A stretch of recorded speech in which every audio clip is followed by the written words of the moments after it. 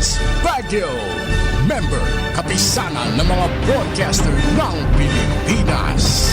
Basta't laging hanap at merong disiplina. Kung tayo'y sama-sama, ay kaya natin to. Basta't laging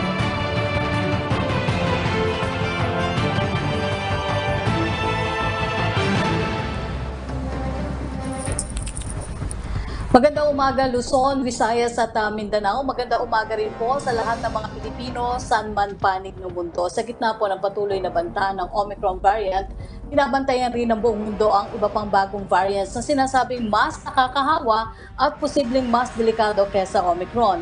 Alamin din natin ang patuloy na ginagawa ng pamahalaan para labanan at paghandaan po yan. Ako po si Yusak Rock Ignacio. Simulan na natin ang public briefing hashtag #LagingAdaPH.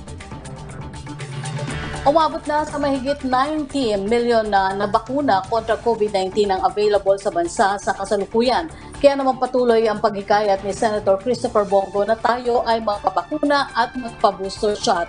Narito ang detalye. Mahigit sa 90 milyon na bakuna ang available ngayon sa bansa. Sa mahigit 213 milyon nang naideliver sa Pilipinas mula Pebrero ng 2021 hanggang kahapon, 114.2 milyon na dito ang naiturok hanggang nitong Enero Agis. Sa gitna ng mabilis na hawahan ng COVID-19, muling nagpaalala si Senate Committee on Health Chairperson Christopher Bongo sa mga Pilipino na kwalipikado na magpabakuna o magpa-booster shot na. Ang mga hindi kasi bakunado kapag kinapitan ng COVID-19, nagiging malala ang sintomas nila na maaring ikamatay, ikumpara sa bakunado na mild symptoms lang ang nararanasan.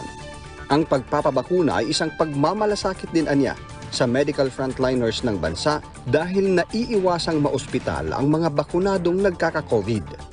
Target ng pamahalaan ang 77 million na fully vaccinated na Filipino at makumpleto ang pagbakuna sa mga kabataang edad 12 hanggang 17 hanggang sa katapusan ng Marso. Habang hanggang 90 million na fully vaccinated pagsapit ng Hulyo hanggang Oktubre at 72.6 million ang nakapagpa-booster shot. Ngayon ay target na mabakunahan ang nasa 3 million na senior citizen at 25 million na mga kwalipikado na kasama ang mga menor de edad. Inaasahan na rin ang pag-i-issue ng emergency use authorization para sa iba pang brand ng bakuna bukod sa Pfizer at Moderna bilang ligtas na bakuna para sa mga bata.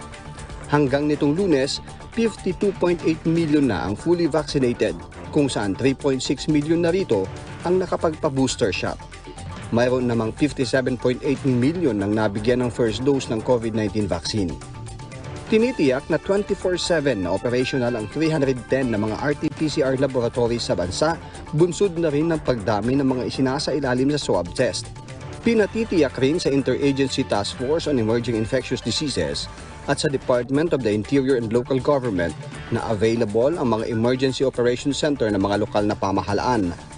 Panawagan ni Senator Go manatiling alerto at sumunod sa health protocol upang mapagtagumpayan anumang pagsubok ang nararanasan ngayon ng bansa.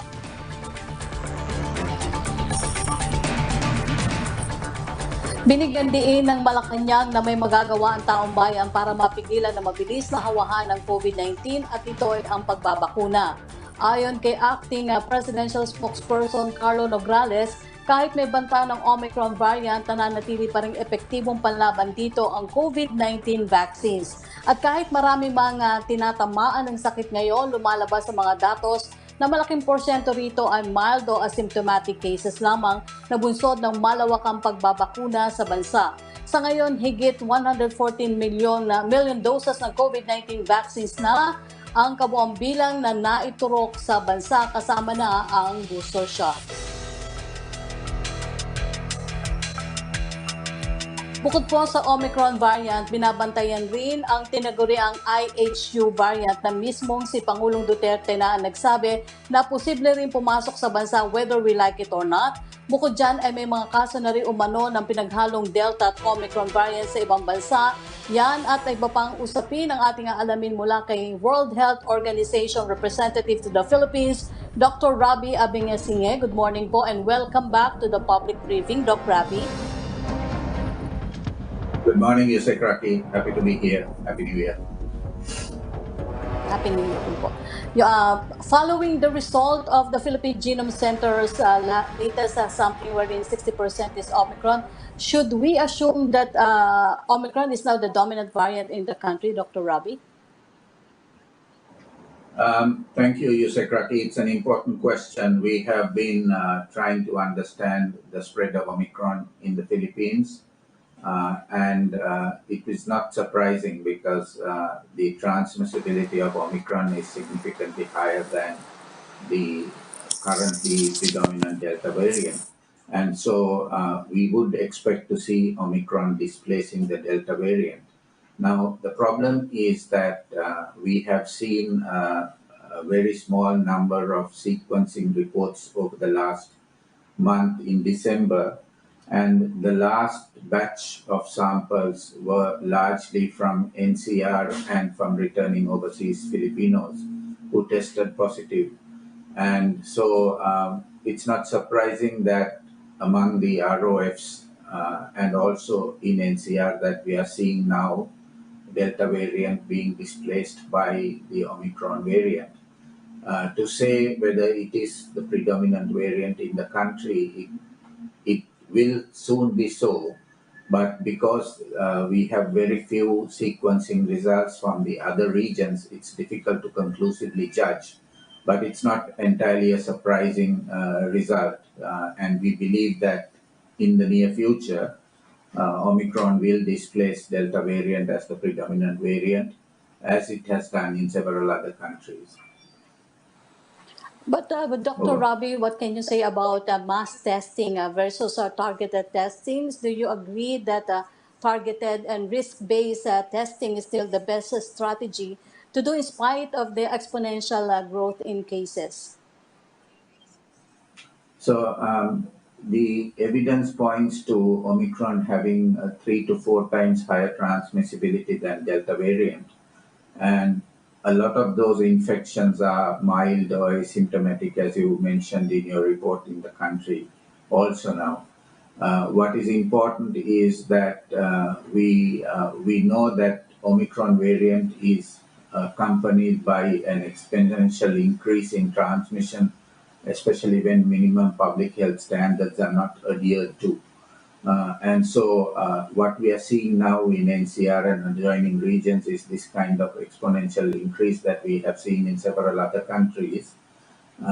And in those circumstances, given the higher transmissibility of Omicron, it would be prudent to reserve the testing capacity to test symptomatic people, especially symptomatic elderly and vulnerable people.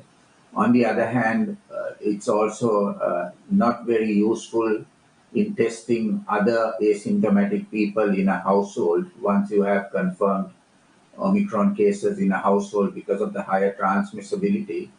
They are very likely to get infected or would have got already infected. So by testing such people who are asymptomatic and close contacts of positives, we are artificially driving up the positivity rate. It would be far better to use the positivity, the testing capacity to understand where is the transmission and use that to suppress further transmission. So I think targeted testing is a better use of the resources spent on RT-PCR tests. And the hypothesis that if you have a confirmed case in a household, and other people are symptomatic, there is no need to confirm testing, just need to assume that it's Omicron. And because it's much milder, it would be prudent to just isolate or quarantine, as the case may be, for the required number of days. It would be not necessary to test and confirm every infection, unless, of course, you are in the vulnerable groups or elderly, where it would be useful to understand so that we can initiate early treatment. Most other people don't need specific treatment. Thank you. Dr. Dr. Ravi, can we say that we are now at the height of the surge, or should we expect the trend to increase further? Until when is the surge projected to continue, Dr. Ravi? It's very difficult to say. We are seeing that the incubation period in Omicron is lower than with the Delta and with the wild type. And so the disease progresses much faster and develops much faster. Of course, we now know that the National Capital Region and some adjoining regions have been put under alert level 3 from the 3rd of January, I believe, or subsequent dates. And that is showing a very significant reduction in mobility. It's also showing, if you look at the streets of Manila, many people are not going out, they are not taking the risk. So, this is going to have a significant impact on transmission. And if you notice, yesterday we saw a 5,000 case decline in comparison to the previous day. So this may be an early indication that we are seeing a plateauing, but we need to be aware that we will continue to see total numbers of cases increasing as the virus spreads out into other regions like region 3, 4A, and even region 5, Visayas and Mindanao. So this is inevitably going to happen, but we need to be careful in assessing and jumping to conclusions. What is critically important is we reduce the opportunity for virus transmission by following the minimum public health standards, by reducing close contacts, by early isolation and quarantining if you know that you are having symptoms and you have been a close contact, so that we minimize the opportunities for virus to spread. And this way we will be able to reduce the transmission.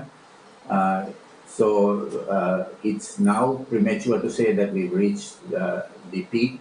We may still see an increasing number. We are carefully looking at how it's evolving in NCR and in the other regions. And at this point of time, it's too premature to assume that we have reached the peak. Dr. Rabi, why do you think it's dangerous to think that Omicron may be the path to herd immunity? Well, we have seen this virus evolving, and we've seen with Omicron that people who have had previous infections with the wild type or Delta variant are having second and third infections. So, the whole concept of herd immunity assumes that if you have got immunity, you will no longer get the infection. But with coronaviruses, because they are mutating rapidly, the immunity you develop to a variant doesn't afford full protection. And so the concept of herd immunity, I think we should not talk about it. What is more important is that we assume that everybody is at risk and try to protect them as much as possible through ensuring that our systems are ready, the PTI-TER, but of course, more than that, the vaccination and the compliance with the minimum public health standards. Dr. Rabi, what is the WHO's? Can we get the WHO's reaction on Pfizer's Omicron specific vaccine, which is targeted to be released around March? Will that still be timely to manage the spread of the variant?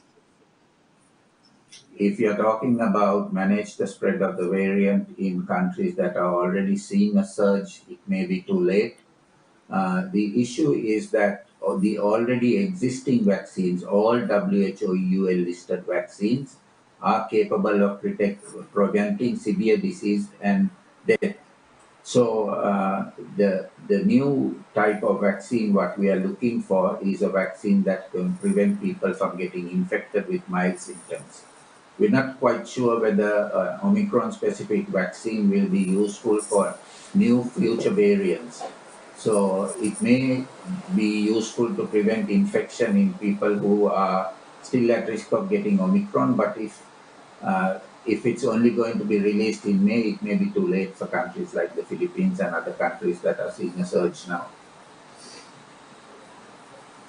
Dr. Rabi, what information does the WHO have so far about Delta Cron? Are you in coordination with the Cyprus government already with regards to the reported 25 cases of Delta Cron?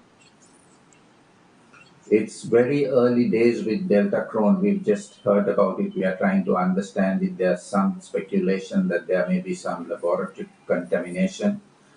Teams from headquarters are undoubtedly engaging with the authorities in Cyprus to better understand.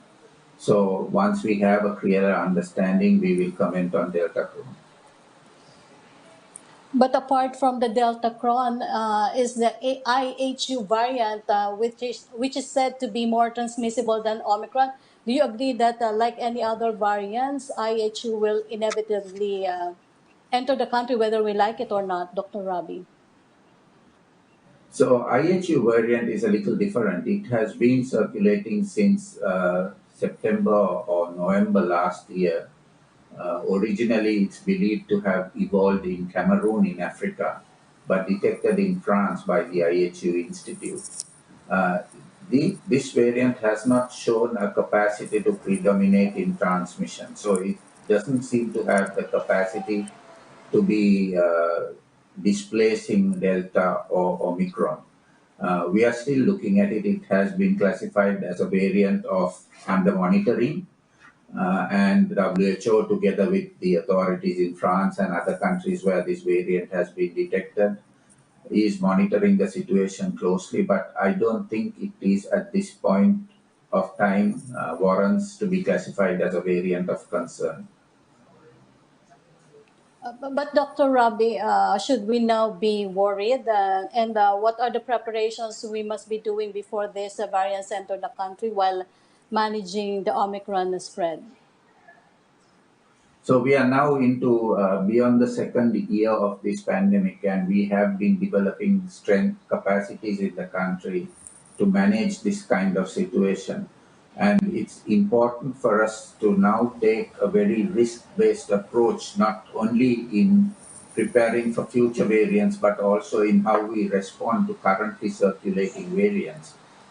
Because that was why we had those initial lockdowns and ECQs and all of that to build the system's capacity. Now we need to see how we protect the economy and how we minimize the disruption while protecting the health and the lives of people. So this has to be very carefully calibrated. We continue to improve on those systems that we have been building in the last 2 years, but we need to take a very careful risk-based approach, whether we need to be locking down, whether we need to be preventing travel, how much of restrictions we put on people, because if the disease like that caused by Omicron is not driving a lot of hospital admissions and the healthcare systems are holding up, then we should try to keep help people live with this variant and help keep the economy moving rather than locking down and closing down. Because we have been emphasizing that it's health and economy, it's not health versus economy. We need to try to see how we can protect both sectors and keep the momentum, because a lot of people are affected by economic restrictions and travel bans, and it just gives you a false sense of confidence. So we have to be careful in those measures, look and assess whether it's absolutely necessary, and take a very risk-based approach in implementing those measures.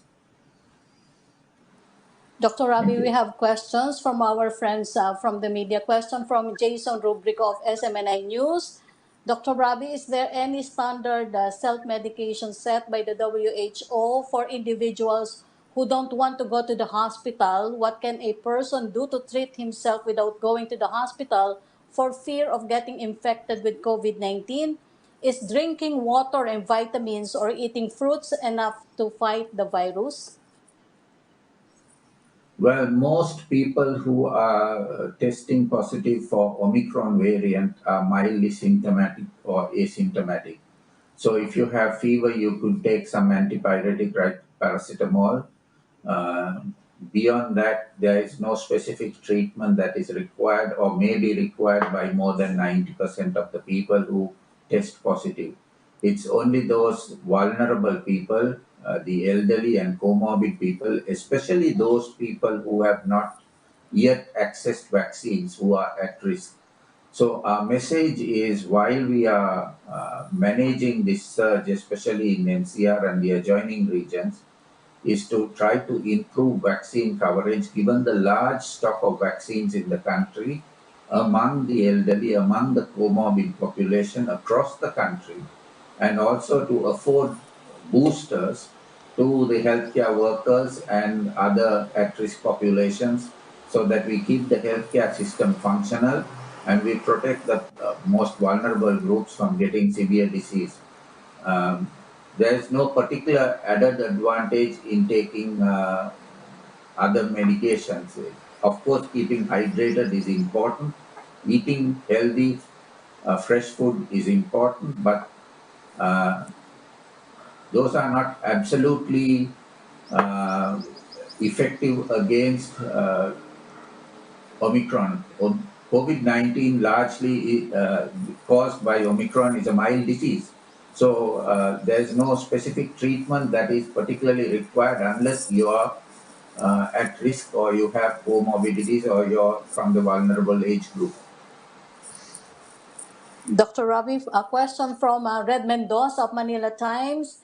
The Philippines is experiencing a surge of cases which is caused by the increased mobility during the holiday season and the potential prevalence of the Omicron variant. Did you see this as a potential failure of the Filipino public to follow the minimum health standards during the holiday season, which could have greatly influenced the surge of cases? Well, we reiterated before the advent of the holiday season the need to follow the minimum public health standards. But unfortunately, we saw that with the very low number of cases that we were reporting in early December, that there was sort of a release from the part of the people that there was now an opportunity to be free of this virus, but that was a false sense of security. And that's why we continue to reiterate that even when you are celebrating the Christmas season, you need to follow the minimum public health standards. You need to ensure that you access the vaccines as early as possible. And of course, because those precautions were not followed in some areas, we are now seeing the results of that. So the message here is clear. We know what needs to be done. We need to do it all. And we need to continue to do it till this pandemic is no longer an issue. Question still from Red Mendoza of Manila Times, Dr. Rabi. Will the WHO set a recommendation on possibly shortening the isolation and quarantine periods due to new research and due to the fact that there is a danger of potentially losing critical workforce, especially among the healthcare sector due to the high transmissibility of the Omicron variant? Well, we are conscious of this. We are looking at global experiences. Many countries have reduced the quarantine and isolation period, and we are also looking at the global evidence. We would quite likely be making some recommendations on those counts based, of course, on vaccination status, based on the predominance of this or the other variant. And so we expect that we will be sharing with governments some recommendations on taking a risk-based approach to reduce the quarantine and isolation durations so that we can provide uninterrupted services to people, especially in the healthcare, recognizing that it's not only COVID-19 that healthcare workers are providing services for. Thank you. Opo. Dr. Rabi, this question is from Vivian Gulia of ABS-CBN. The WHO warned that simply repeating booster doses of the original COVID vaccines is not a viable strategy. What are its risks? So we have always reiterated that primary vaccination for everybody at risk is more important than providing boosters to people who have already completed the primary course of vaccinations.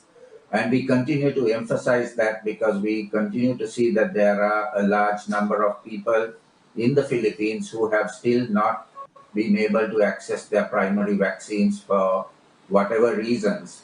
So our plea again to the population is to access those vaccines. Our plea to the local government units and the respective health units is to ensure that everybody can access the vaccines and are able to access those vaccines and are protected. But given the abundance of vaccines in the Philippines, and I'm happy to note that WHO and COVAX committed to provide 44 million doses to the Philippines in 2021, we actually provided more than 62 million doses. So not enough vaccines to fully protect 20% of the population. We actually provided enough vaccines to protect 37 million Filipinos last year. So our plea to you is make use of those vaccines and make use of the availability of the vaccines to protect yourself from severe disease and death by accessing the vaccines primarily as the primary course, but also for those who have been vaccinated with the primary course with boosters. Another question from Vivian Gulia. Dr. Rabi, while existing vaccines protect against COVID, it does not completely block transmission as seen with the Omicron variant. What is the recommended vaccination strategy to combat COVID moving forward? The fact of the matter, Yusek Raki, is that none of the vaccines currently available can protect infection happening. We can only protect severe disease and protect people from developing severe disease and death. At this point of time, it's a high priority for the global community to develop a vaccine that can prevent COVID-19 infection. Till we have that, we have to depend on these vaccines to protect people from severe disease and death. And that will allow us to continue with economic activity, to continue an economic rebound and manage our daily lives. So until we have such vaccines that can protect people from acquiring infection, this is what we have at the moment. We need to maximize the use of them. Question from MJ Blanca Flor of Daily Tribune. This week, the national government is expected to decide whether Metro Manila will be placed under stricter alert level or not on January 16 to 31st. For WHO, should authorities implement stricter restrictions in the capital region to stem virus spread? Well, we are looking closely at the current alert level 3, and as I mentioned earlier, we are seeing a significant reduction in mobility. And if yesterday's reduction in numbers is an indication, maybe the current alert levels are adequate. We are very conscious that we will need to increase those alert levels and increase the restrictions only if we see signs of the healthcare system being overwhelmed. Right now, we don't see that. Our projections are that the Philippines may be able to avert that even if current trends are continued till about the end of this month, meaning that red line analysis that we have done projects that we can manage the health systems till about the 27th, 28th of January, given the trends up to yesterday. With yesterday's decline, we may be even to manage beyond that. So we are very careful in saying we need to restrict movements more. What is important is at an individual level, everybody following with the minimum public health standards and isolating or quarantining themselves if they have symptoms or exposure, so that we reduce the risk of transmission and reduce the need for stricter quarantine, because that has very serious economic consequences. We need to try to take that risk-based approach and try to keep the economy open unless we are seeing signs that the current levels of alert levels are not working. Dr. Rabi, question from Maricel Halili of TV5.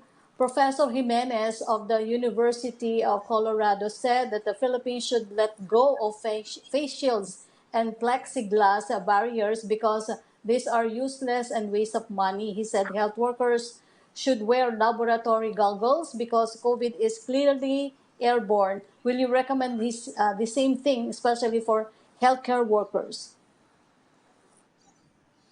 For healthcare workers, if they have goggles, it's good to wear goggles. If they don't have, it's better for them to use face shields in the absence of goggles. But we are talking of healthcare workers who are involved in aerosol generating procedures. It's not necessary for every healthcare worker to wear goggles.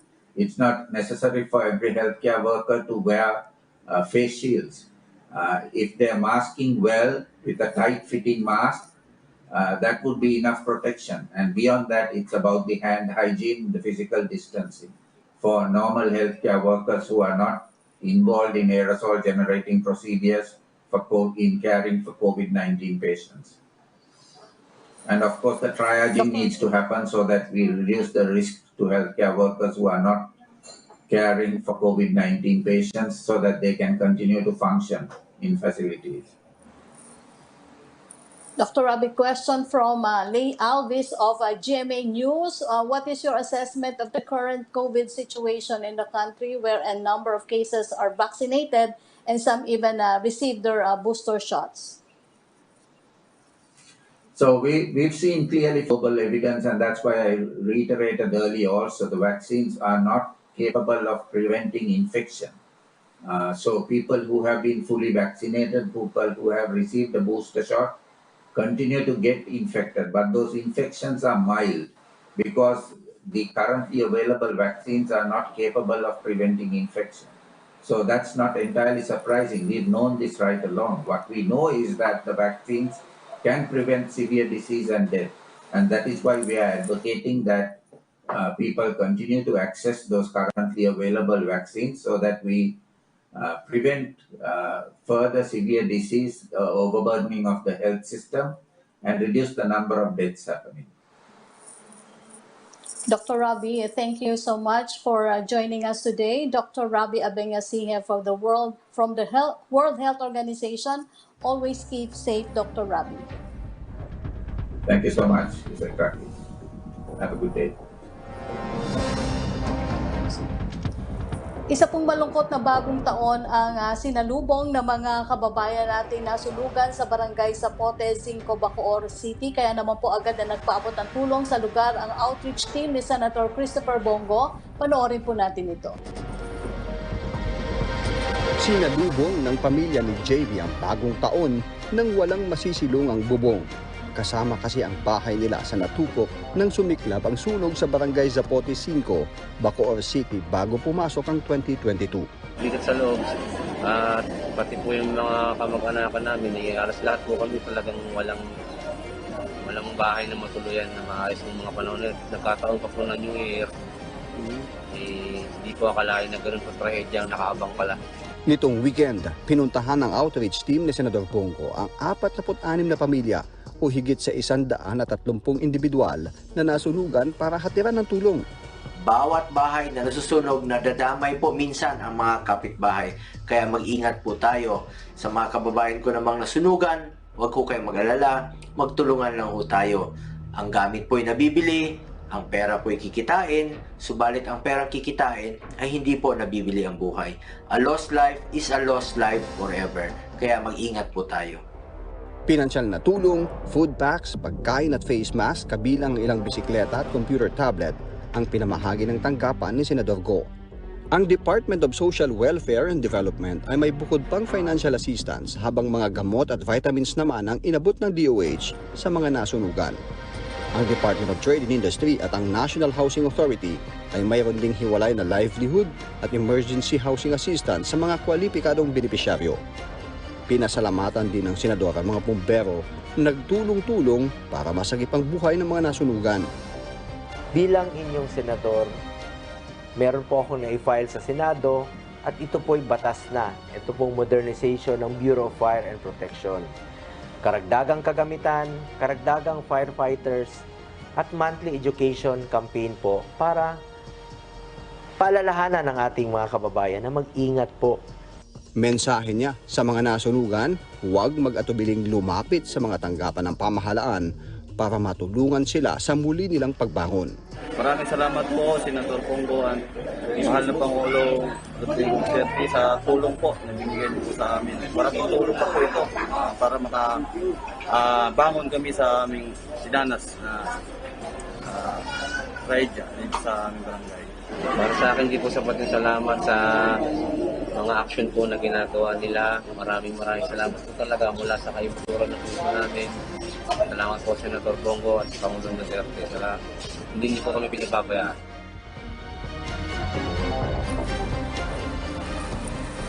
Kumustahin naman po natin ang patuloy na pagpapatupad ng quarantine protocol sa mga lokal na pamahalaan. Makakausap po natin si DILG spokesperson Undersecretary Jonathan Malaya. Good morning po, Yusek. Yes, magandang umaga, Yusek Rocky, at magandang umaga po sa lahat at taga-subaybay sa inyong programa.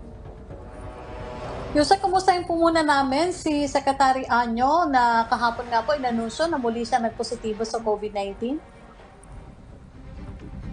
Opo, nakakalungkot nga po, nalulungkot nga po kami sa DILG dahil pangatlong beses na po ni Secretary Anyong nagka-COVID. Ngunit sa mga nag-aalala po sa kanya, maayos po ang kanyang kalagayan. Siya po ngayon ay naka-isolate, he's working from home. At ka-text ko nga po siya madalas, no? Sabi po niya ay siya ay asymptomatic at napaka-mild ng kanyang mga sintomas. So, humihingi po kami ng dasal sa ating mga kababayan para sa agarang paggaling ng aming secretary, si Secretary Eduardo Anyo. Opo, pero Yusek, kumustahin natin yung mga tauhan naman po ng DILG? Wala naman po bang reported na increased COVID cases sa inyong hanay? Marami po din ang nagka-COVID gaya po ng ibang mga frontliners natin. Dito lang po sa central office, out of our 1,194 total employees, meron po kaming 57 na mga nagpositibo. Around 5% of our employees from the central office ay nagka-COVID. Ngunit karamihan po sa kanila ay mild and asymptomatic at marami na po ang gumaling.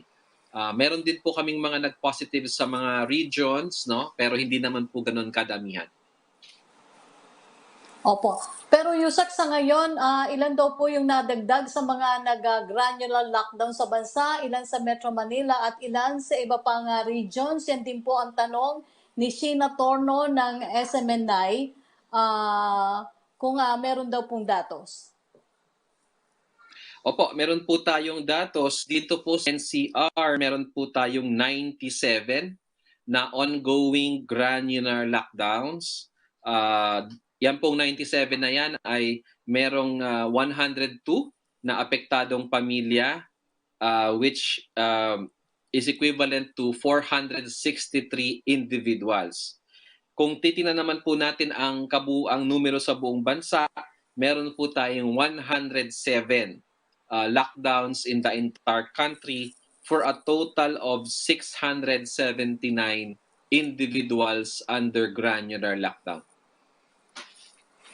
Opo. Pero Yusek, mahigpit naman po ba daw na nababantayan ng mga pulis at ng iba pang force multipliers ang mga naka-granular lockdown at simula na rin po ba yung pagbabantay nila sa mga quarantine hotels?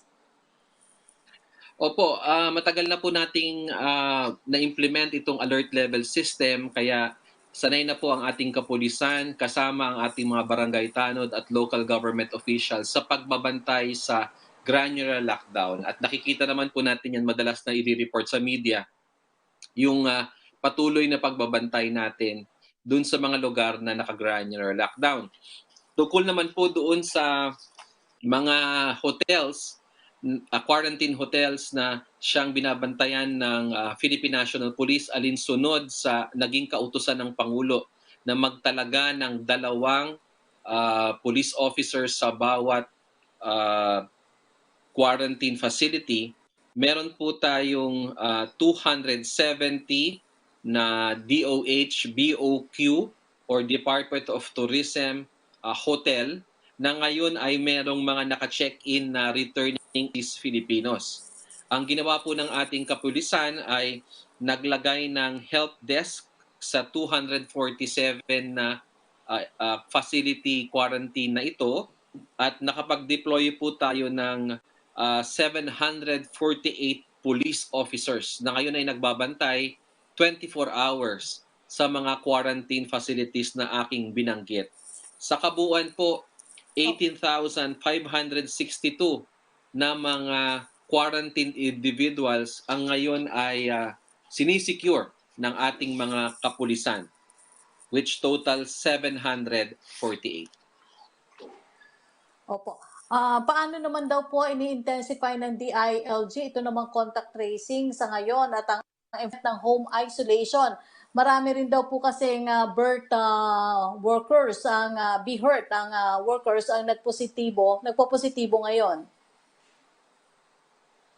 Opo, unang-una po, meron po tayong sinasagawang reorientation ng ating mga BHERTs at ng ating mga barangay health workers. Kasama po ito sa naging direktiba ng Department of Health na itong panahon na may surge ay kailangan magkaroon tayo ng reorientation para mapaalala sa ating mga barangay health workers and barangay health emergency response teams yung kanilang katungkulan sa panahon ng pandemya.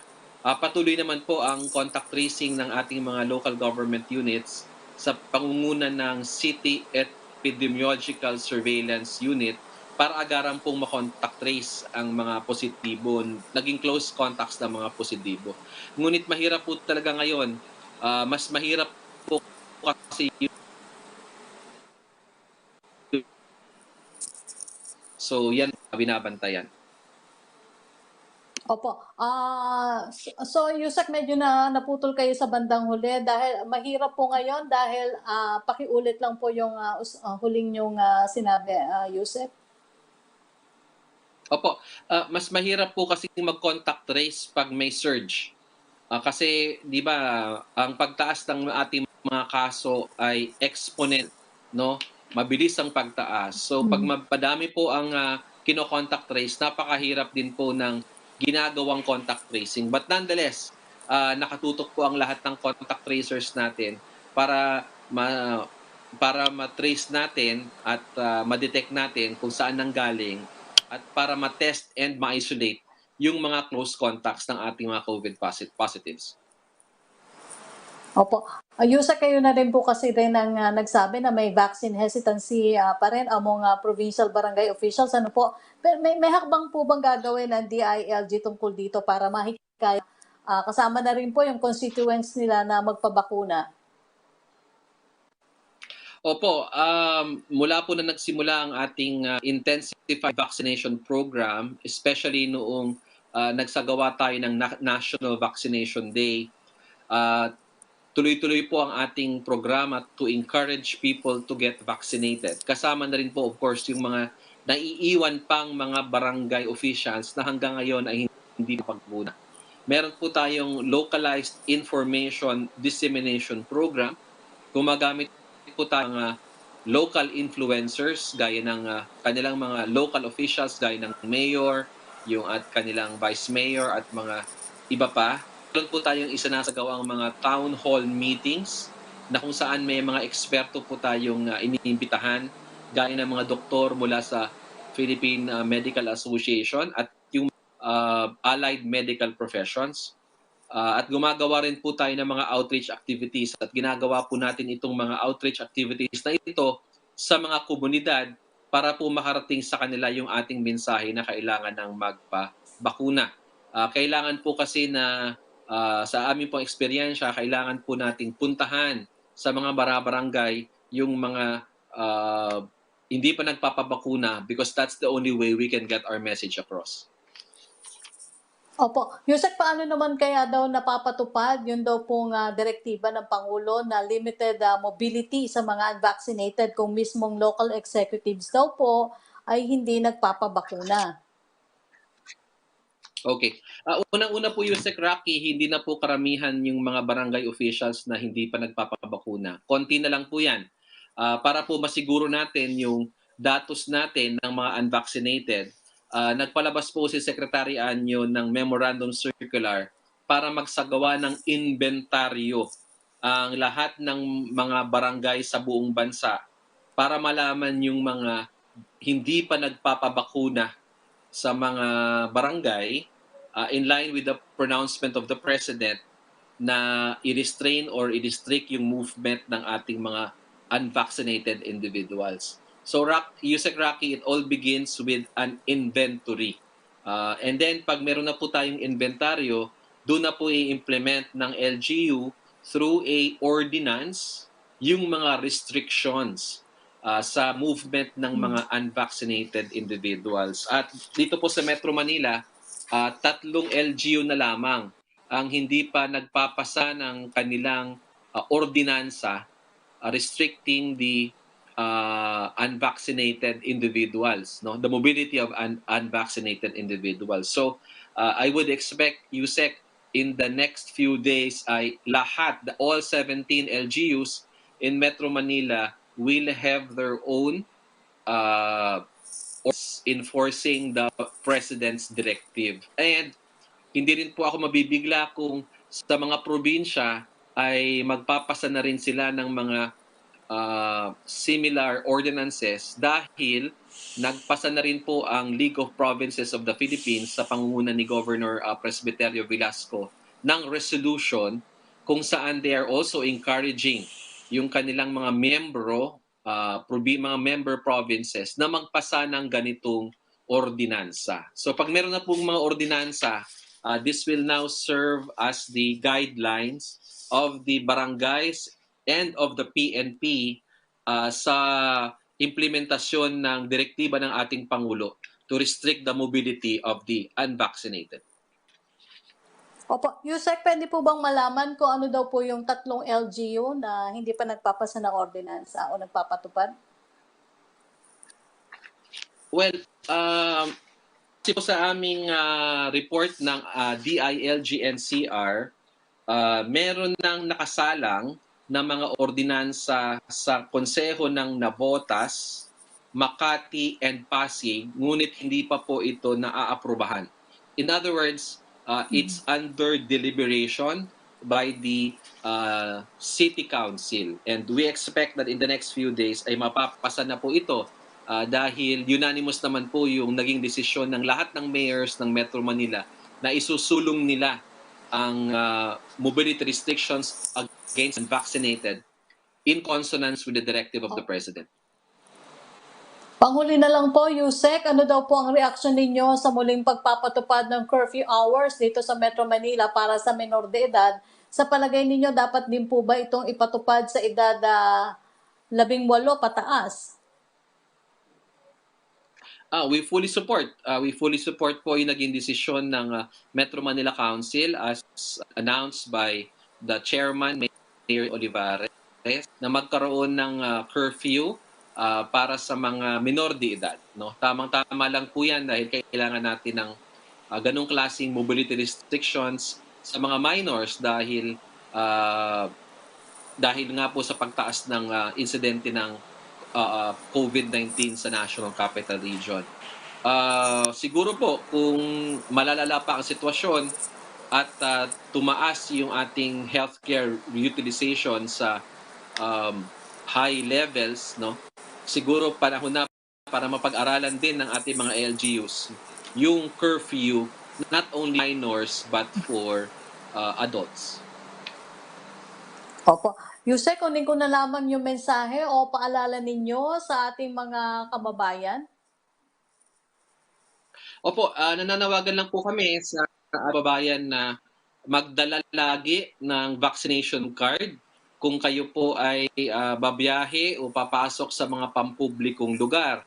Dahil meron na po mga naipasang ordinansa at meron pong kautusan ng ating Pangulo na kailangan ipakita ang vaccination card sa mga checkpoints o kaya naman sa mga restaurants or malls.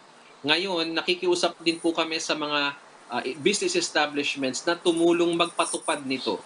Kasi wala naman po tayong police na pwedeng i-assign sa bawat restaurant na ang trabaho lamang ay i-inspect ang vaccination card ng mga parokyano.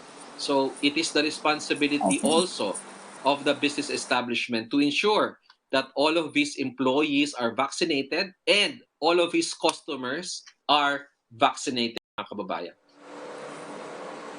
Okay, maraming salamat po, DILG spokesperson Undersecretary Jonathan Malaya. Maraming salamat din po, Yusek, at mabuhay po kayo. Samantala, magbabalik pa po ang public briefing hashtag Laging Handa PH. Kaya natin to. Kaya natin to.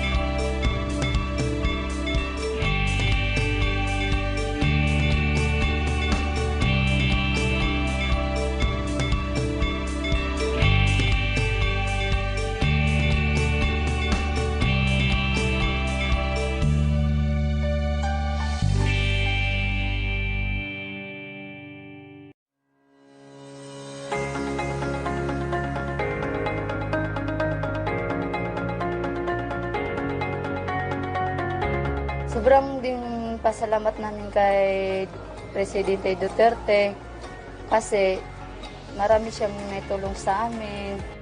I will see to it that Marawi will rise as a prosperous city again. We in government are strongly committed to bring back the city's glory, and we will continue to foster cooperation among concerned stakeholders so that Marawi will be able to build back better and stronger. Nagpapasalamat po kami sa Task Force Bangon Marawi, sa NHA, sa UN Habitat, DTI, DSWD, kay Presidente Duterte po. Sila po yung may magandang loob na tumulong sa amin.